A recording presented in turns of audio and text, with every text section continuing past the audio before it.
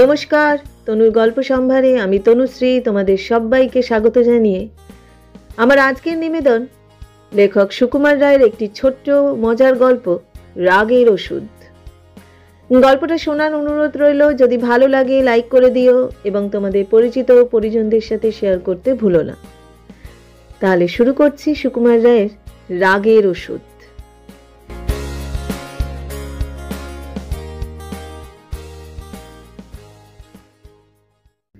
কেদারবাবু বড় বদরাগী লোক। যখন রেগে বসেন কাণ্ডজ্ঞান থাকে না। একদিন তিনি মুখখানা বিষণ্ণ করে বসে আছেন। এমন সময় আমাদের মাস্টারবাবু এসে বললেন, কি হে কেদার কেষ্ট, মুখখানা হাঁড়ি কেন?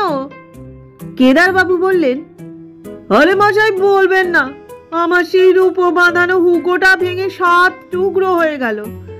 মুখ হাঁড়ির মতো হবে না তো কি বদনার মতো হবে? মাস্টার মশাই বললেন, বলো কি হে, এ তো কাঁচের বাসন নয় কি মাটির পুতুল নয়, অমনি খামোকা ভেঙে গেল, এর মানে কি? কেদারবাবু বললেন, খামকা ভাঙতে যাবে কেন, কথাটা শুনুন না। হলো কি, কাল রাত্রে আমার ভালো ঘুম হয়নি।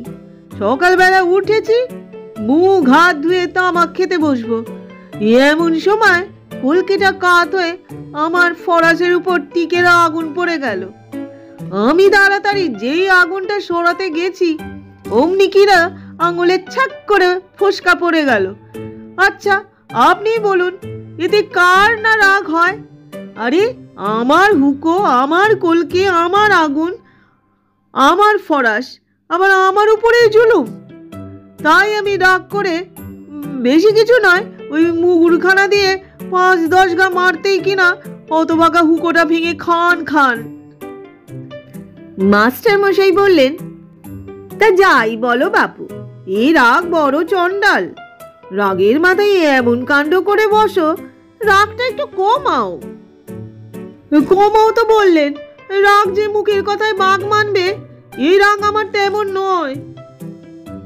দেখো আমি এক উপায় বলি, শুনেছি খুব ধীরে ধীরে 1, 2, 3 করে 10 গুনলে রাগটা নাকি শান্ত হয়ে আসে। কিন্তু তোমার যেমন রাগ, তাতে 10-12তে কুলোবে না। তুমি একেবারে 100 পর্যন্ত গুনে দেখো।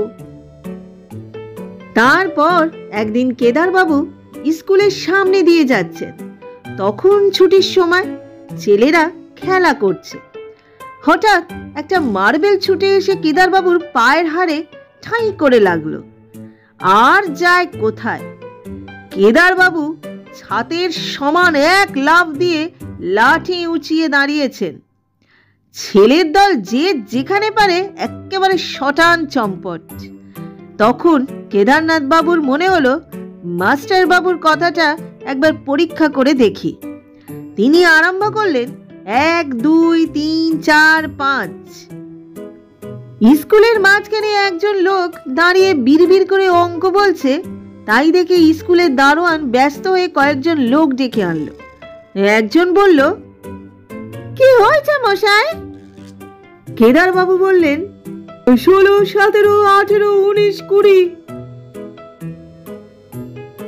সকলে বলল, এ কি, লোকটা পাগল হলো নাকি?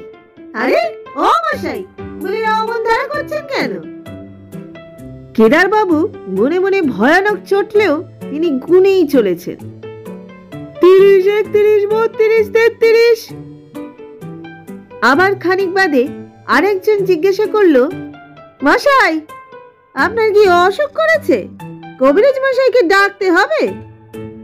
কেদারবাবু রেগে আগুন হয়ে বললেন, 59, 60, 61, 62, 63। দেখতে দেখতে লোকের ভিড় জমে গেল। চারিদিকে গোলমাল আর হইচই। তাই শুনে মাস্টারবাবু দেখতে এলেন ব্যাপারখানা কি। ততক্ষণে কেদারবাবুর গোনা প্রায় শেষ হয়ে এসেছে। তিনি 2 চোখ লাল করে লাঠি ঘোরাচ্ছেন আর বলছেন, 96, 97, 98, 99, 100।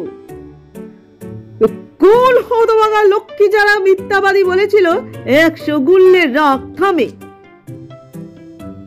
বলেই ডাইনে বাঁয়ে দুম দাম লাঠির ঘা।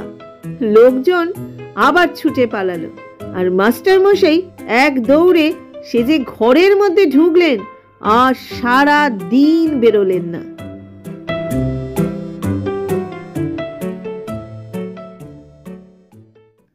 গল্পটা তোমাদের কেমন লাগলো অবশ্যই তোমরা কমেন্ট করেও জানিও। আমাদের গল্পগুলি যদি তোমাদের ভালো লেগে থাকে, যারা এখনো পর্যন্ত আমাদের চ্যানেলটিকে সাবস্ক্রাইব করোনি, যদি যোগ্য মনে হয় সাবস্ক্রাইব করে দিও এবং পাশে থাকা বেল আইকনটি অবশ্যই ক্লিক করে দিও, যাতে নতুন গল্পের সমস্ত আপডেট তোমাদের কাছে পৌঁছয়। আজকের মতো বিদায় নিচ্ছি, খুব শিগগিরই ফিরবো নতুন আরেকটা গল্প নিয়ে।